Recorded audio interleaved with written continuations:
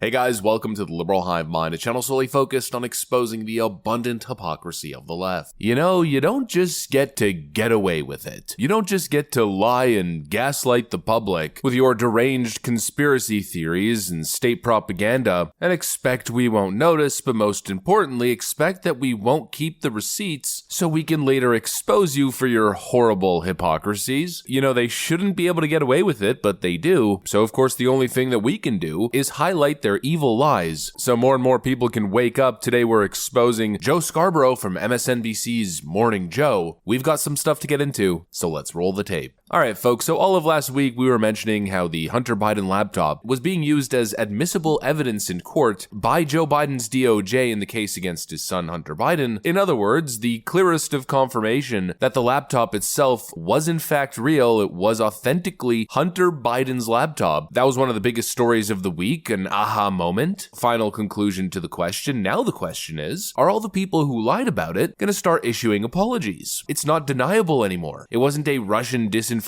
conspiracy. The laptop wasn't altered or edited by Rudy Giuliani, as Dan Goldman theorized. Yet at the time, this is what MSNBC clowns like Joe Scarborough were saying. And talk about Facebook having problems and Twitter having problems with a story that even the New York Post knew was a lie.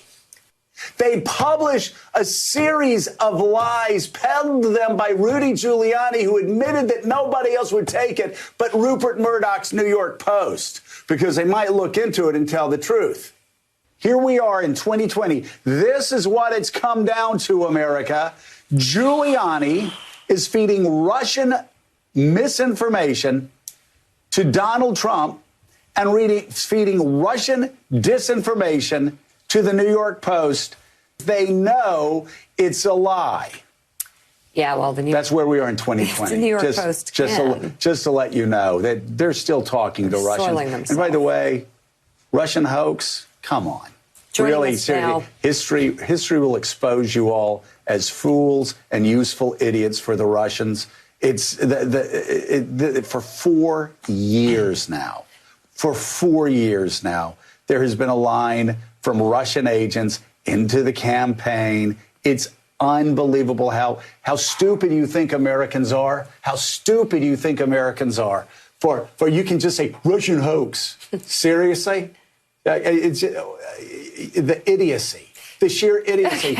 You are revealed right now, but you will be revealed throughout history for basically running cover for Russians. Quote, history will expose you all as idiots and useful fools for the Russians. It's kind of funny because back during that time, Joe Scarborough was mentioning how the timeline will prove him right and expose everybody else. Yet he was the guy who was obviously knowingly lying. Is he going to apologize after being exposed? Obviously being a corrupt DNC agent in the media? Of course he isn't, because that's essentially his job. When there's bad news relating to the Bidens releasing as an October surprise in the midst of an election cycle, these liars run cover. They straight up lie to your face and then move on and pretend as if nothing happened. Essentially back to the same old, same old. Tune into MSNBC's Morning Joe, where they're covering the Hunter Biden trial. And holy frickin' moly, I hope you haven't eaten recently, because this is the kind of thing that'll make you sick to your stomach. When we see these pictures of Hunter Biden now, after the conviction, going around hugging everybody. Cheering them up. Being the one to say it's going to be okay. Hugging his father in an embrace that is so moving. The voters who are going to decide this can see into the eyes of these people. They can see them together. They can see the love in this family. This is a man who's been through so much. Look at him now. Look at where he has come.